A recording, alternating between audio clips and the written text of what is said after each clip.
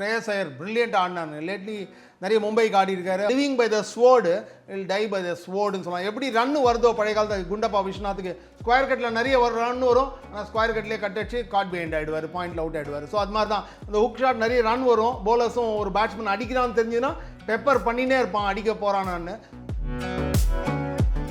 ஆர்டரை மாற்றி மாற்றி விட்றாங்க, லெஃப்ட் ரைட்டு ஒரு மாதிரி ஒரே மாதிரி இருக்கக்கூடாது, ரைட்டே இருக்கக்கூடாது சார். அதுக்கும் அப்பாற்பட்டு ஒருத்தரை மாற்றி விடுறது ஒன்று. அக்சர் பட்டேலும் அந்த ரெஸ்பான்சிபிலிட்டி எடுத்துன்னு அழகாக ஒரு ஃபைட்டிங் ஸ்டாண்டு ஸ்டிச் பண்ணார், ஒரு ஹோப் கொடுத்தது. கட்சியில் பார்த்தீங்கன்னா நேற்று வந்து கோலி வந்து பாயிண்ட்டுக்கு ஒரு பாலை கட் பண்ணாரு. கிளென் பிலிப்ஸோட அந்த கேட்ச் அன்ரியலுங்க. அது ஏர்லியராக ரிஸ்வான் கேட்சை லெஃப்டில் பிடிச்சிருக்காரு, இது ரைட்டில் நேச்சுரல் சைட் கீப்பர்னு சொல்கிறாங்க சில பேர். அவர் கீப்பர்னால ரிஃப்ளெக்ஸஸ் ஷார்ப்பாக இருக்க. நீங்கள் காற்றுல பாலே அடிக்கூடாது, அடிச்சிங்கன்னா வெளில போனால் 6. ஸோ 6 தேடி போனீங்கன்னா கிரவுண்ட் அவுட்டு வெளில அடிங்க. பிளேயிங் ஃபீல்டில் காற்றுல அடிச்சிங்கனாலே அது உங்களோட டவுன் ஃபால்ன்ற மாதிரி. ஆக்சுவலாக எல்லாரும் நேற்று என்ன நினைக்கிறாங்க, 4 ஸ்பின்னர்ஸ் போட்டதுனால ஜெயிச்சாங்க அப்படின்னு சொல்லிட்டு.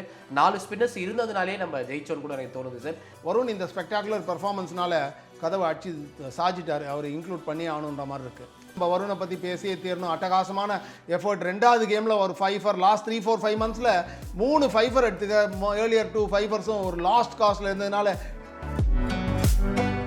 குல்தீப்போட பெர்ஃபார்மன்ஸ், ஜடேஜா, அக்சர் பெருசாக நிறைய விக்கெட் எடுக்கலைன்னா கூட ஒரு ரோலை வந்து டெஃபினட்டிவாக ப்ளே பண்ணாங்க. பெரிய நாக்கு 100 150லாம் எனக்கு மனசில் இருக்காது.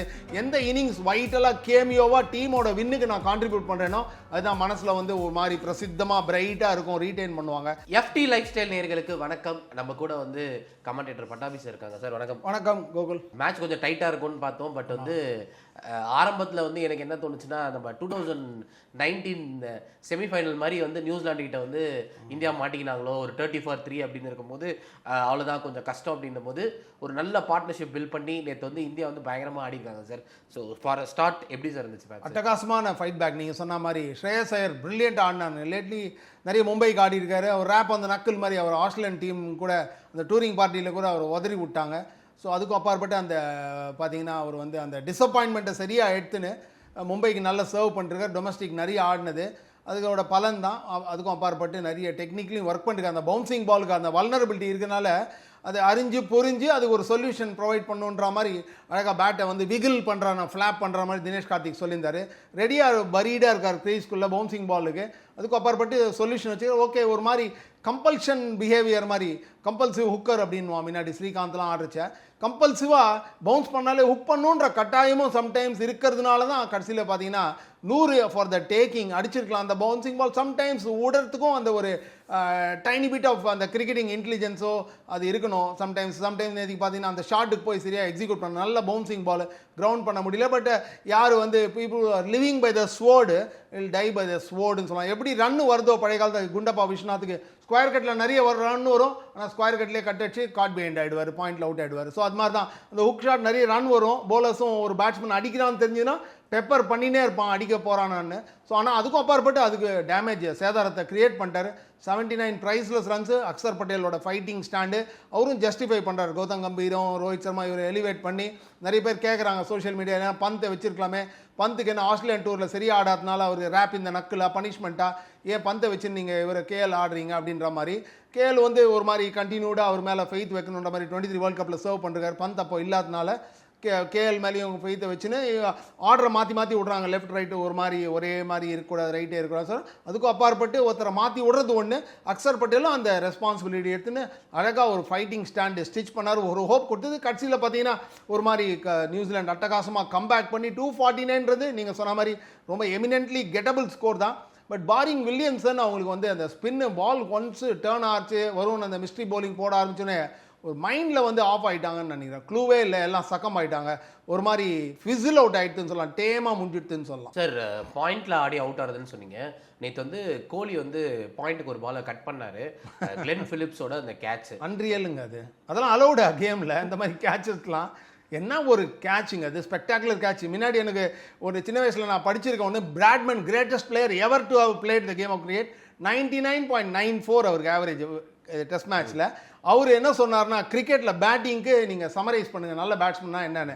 அவர் சொன்னார் இந்த மாதிரி, நீங்கள் காற்றுல பாலே அடிக்கூடாது, அடிச்சிங்கன்னா வெளில போனால் 6. ஸோ 6 தேடி போனீங்கன்னா கிரவுண்ட் அவுட்டு வெளில அடிங்க. பிளேயிங் ஃபீல்டில் காற்றுல அடிச்சிங்கனாலே அது உங்களோட டவுன்ஃபால்ன்ற மாதிரி. பட் அந்த ஸ்டேட்மெண்ட் சொல்கிறச்சே இந்த மாதிரி ஷாட்டுக்கு மனசில் வச்சுன்னு ஃபிலிப்ஸோட அக்ரோபாட்டிக்ஸை வச்சுன்னு சொல்லலைன்னு கண்டிப்பாக நம்ம இன்ஃபர் பண்ணிடலாம். ஏன்னா அட்டகாசமான catch, unreal insane catching, out of the world catch. அவரை தாண்டி போயிட்டு அதுக்கப்புறப்பட்டு புடிச்சு போட்டு சும்மா சர்வசாதாரணமாக தூக்கி போட்டு அலட்சியமாக ஏர்லியராக ரிஸ்வான் கேட்சை லெஃப்டில் பிடிச்சிருக்காரு, இது ரைட்டில் நேச்சுரல் சைட். கீப்பருன்னு சொல்கிறாங்க சில பேர், அவர் கீப்பர்னால ரிஃப்ளெக்ஸஸ் ஷார்ப்பாக இருக்க, கீப்பர்னு சொன்னதுனால இவரோட எஃபர்ட்டை வந்து டிமினிஷ் பண்ணியோ டீப்ளீட் பண்ணவும் இல்லை. ஓகே கீப்பராக இருக்காங்க, பட் எவ்வளோ பேர் கீப்பராக வந்து அவுட் கிரிக்கெட்டில் இந்த மாதிரி ஃபீல் பண்ண போகிறாங்க. அதுக்கும் அப்பாற்பட்டு வில்லியம்சனோட கேட்ச் கண்டிப்பாக அவங்க மனசில் அதுவும் ஓடின்னு இருக்கும்னு நினைக்கிறேன். ஒரு ஏஜ்லெஸ், நியர்லி 40 இயர்ஸ், அவருக்கும் வயசு ஆகினே இருக்குது, பட் அட்டகாசமாக பிடிச்சி போட்டுன்னு போயினே இருக்கார் அவரும் left handle. So brilliant comeback by New Zealand, but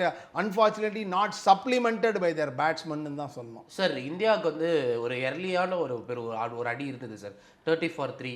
ரெண்டு ஓப்பனர்ஸும் வந்து நேற்று சரியாக பெர்ஃபார்ம் பண்ணல. பட் அந்த ஒரு டவுன்ஃபால் வந்து நம்ம எதிர்பார்த்தது தான். ஏன்னா கண்டினியூஸாக ஆடும்போது ஏதாவது ஒரு மேட்ச்சில் ஒரு இது இருக்கும். பட் இந்த மேட்ச்சில் ஆனதுக்கப்புறம் அந்த மிடில் ஆர்டரில் வந்து இந்தியன் டீமோட அந்த பேட்டிங் டெப்த்து எல்லாருமே வந்து சொன்னாங்க எதுக்கு 3 ஸ்பின்னர். ஆக்சுவலாக எல்லாரும் நேற்று என்ன நினைக்கிறாங்க, 4 ஸ்பின்னர்ஸ் போட்டதுனால ஜெயிச்சாங்க அப்படின்னு சொல்லிட்டு. 4 ஸ்பின்னர்ஸ் இருந்ததுனாலே நம்ம ஜெயிச்சோன்னு கூட எனக்கு தோணுது சார். ஏன்னா அதில் வந்து 2 பேர் ஆல்ரவுண்டர்ஸ். ஜடேஜா கொஞ்ச நேரம் ஹார்திக் பாண்டியாவோட சப்போர்ட் பண்ணார், Axar played a crucial knock. அப்படி இருக்கும்போது ஒரு காம்பினேஷனாகவே நல்லா ஒர்க் அவுட் ஆயிடுச்சா சார்? டெஃபினட்டாக எல்லாமே ஆல்ரவுண்டர்ஸ் தான். ஹர்திக்கும் ஒரு ஆல்ரவுண்டர் தான். டெஃபினட்டாக நீங்கள் சொல்கிற மாதிரி ஸ்பின்னர்ஸ் பார்த்தீங்கன்னா ஆக்யூரேட்டாக ஸ்டம்பையே நோக்கி போட்டதுனால அவ்வளோ எல்பிடபிள்யூ கிடச்சிருக்கு. அம்பையர் அடிக்கடி அவரை கூப்பிட்டு அவரை அட்ஜுடிகேட் பண்ணுற மாதிரி ஒரு கட்டாயம் போல்டு. ஸோ நீங்கள் வந்து இந்த மாதிரி பிச்சஸில் பார்த்தீங்கன்னா நீங்கள் விக்கெட் டு விக்கெட் போடணும், டிவியேட் பண்ணக்கூடாது. பிச்சே உங்களுக்கு ஹெல்ப் பண்ணுறச்ச நீங்கள் அட்டகாசமாக பிரமாதமாக க்ளோரி பாலோ ட்ரீம் பாலோ போடணும்னு அவசியம் இல்லை. ஏன்னா சர்ஃபேஸ்லேருந்து இந்த பக்கம் அந்த பக்கம் நவுறது, சட்டிலாக நவுந்தா எட்ஜ் எடுத்தால் போகிறோம். ஸோ அப்படி இருக்கச்ச பேட்ஸ்மேன் மேலே நீங்கள் ப்ரெஷர் போடணுன்னா அப்படியே ஸ்டம்ப் லைன்லேயே போட்டுனே இருக்கணும். ஸோ அதுதான் நான் பண்ணாங்க, அதுக்கு தான் அந்த பரிசு கிடச்சிது. நல்ல போலர்ஸ் ஒர்க் இன் யூனிசன். வருணை பற்றி பேசியே தீரணும். அட்டகாசமான எஃபர்ட். 2வது கேமில் ஒரு 5 லாஸ்ட் 3-4-5 மந்த்ஸில் 3 5 எடுத்துக்க. ஏர்லியர் 2 5 ஒரு லாஸ்ட் காஸ்ட்டில் இருந்ததுனால நேற்றுக்கு ஒரு வின்னிங் காஸ்ட்லேருந்து ரொம்ப திருப்தியாக இருந்துக்கணும். அதுக்கு அப்பாற்பட்டு அவரே வந்து மேன் ஆஃப் மேட்ச்சில் சொல்கிறார் பாருங்க, டீம்மேட்ஸும் நல்லா என்னை என்கரேஜ் பண்ணாங்க. அவங்களோட பெர்ஃபார்மன்ஸும் அட்டகாசமாக, அந்த குல்தீப்போட பெர்ஃபார்மன்ஸ், ஜடேஜா அக்ஷர் பெருசாக நிறைய விக்கெட் எடுக்கலைன்னா கூட ஒரு ரோலை வந்து டெஃபினட்டிவாக ப்ளே பண்ணாங்க. ஸோ அந்த ப்ரெஷர் லிட்டை மேலே வச்சுனே இருந்தாங்கன்னு சொல்லுவாங்க. நல்ல ஒரு அட்டகாசமான சர்ஃபேஸ்க்கு ஏற்ற போலிங். அண்ட் டீம் மேனேஜ்மெண்ட்டும் இந்த கேமை பர்டிகுலராக ராணா உக்காத்தி வச்சு ஒரு போலர் ஆடணும் அப்படின்ற மாதிரி.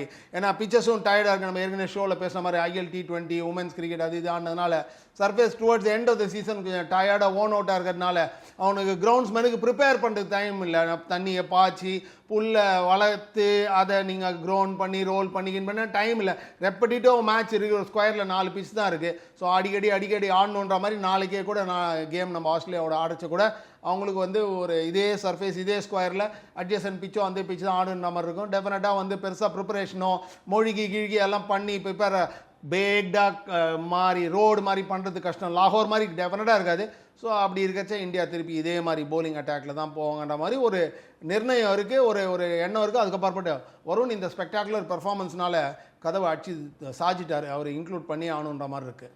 சார் இப்போது இந்தியாவோட பேட்டிங்கில் கான்சென்ட்ரேட் பண்ணோன்னா ஹார்திக் பாண்டியாவோட ஃபினிஷிங் ஸ்கில்ஸு எனக்கு வந்து ஏதோ ஒரு 7ஆம் நம்பர் டிஷர்ட் போட்ட ஒருத்தர் வந்து கடைசியில் எல்லாரையும் அப்படியே நிறுத்திட்டு அந்த லாஸ்ட்டு வரைக்கும் எடுத்துகிட்டு போய் ஒரு கேம் ஆடுவார்ல சார், அதை வந்து ஹார்திக் பாண்டியா நேற்று பண்ண மாதிரி இருந்துச்சு. ரொம்ப காமிங் இன்ஃப்ளூயன்ஸ் ஹார்திக் பாண்டியா. பார்த்தீங்கன்னா அவர் ஒரு ஆஃப் த ஃபீல்டு பார்த்தீங்கன்னா அவர் கேரக்டர் டெபனேரா ஃப்ளாஷியாக காகிள்ஸ் அது இது போட்டுன்னு கொஞ்சம் சவுண்ட் பைட்ஸு அது இதெல்லாம் கொஞ்சம் லவுடாக ஒரு மாதிரி அவர் ட்ரெஸ் சென்ஸு அது இதெல்லாம் ஒரு மாதிரி வெஸ்ட் இண்டியன் ஃப்ளேவர் இருக்க மாதிரி இருக்கும். பட் கிரிக்கெட்டிங் ஃபீல்டில் பார்த்தீங்கன்னா ஒரு சேஜ்லி காம் திங்கராக இருக்கார். பார்த்தீங்கன்னா நல்ல ஷாட் அடிச்சா கூட பயங்கரமாக ஓவர்ட்டாக செலிப்ரேட் பண்ணாமல் ஒரு மாதிரி இஸ் ஹோல்டிங் இஸ் ஓன்ன்ற மாதிரி அந்த ஷேப்லேயே கான்சன்ட்ரேட் பண்ணி ரொம்ப அட்டகாசமான சமயத்தில் அந்த கியர் ஷிஃப்டிங் தான். பேட்டிங்கே பார்த்தீங்கன்னா எப்படி நீங்கள் கார் ஓட்டுறீங்களோ டிராஃபிக்கில் அதே மாதிரி தான். சம் ஸ்ட்ரெச்சஸில் நீங்கள் நல்லா ஒரு 5th கியரில் 80ல் போவீங்க, சில ஸ்ட்ரெச்சில் ரவுண்ட் அபவுட் வருது, சிக்னல் இருக்குன்னா அப்படியே ஸ்லோ டவுன் பண்ணி first gear second gear neutral அப்படி வரீங்க இல்லையா, லோ வரீங்க. அதே மாதிரி தான் பேட்டிங்கும். நல்ல பால் வரைச்சே நீ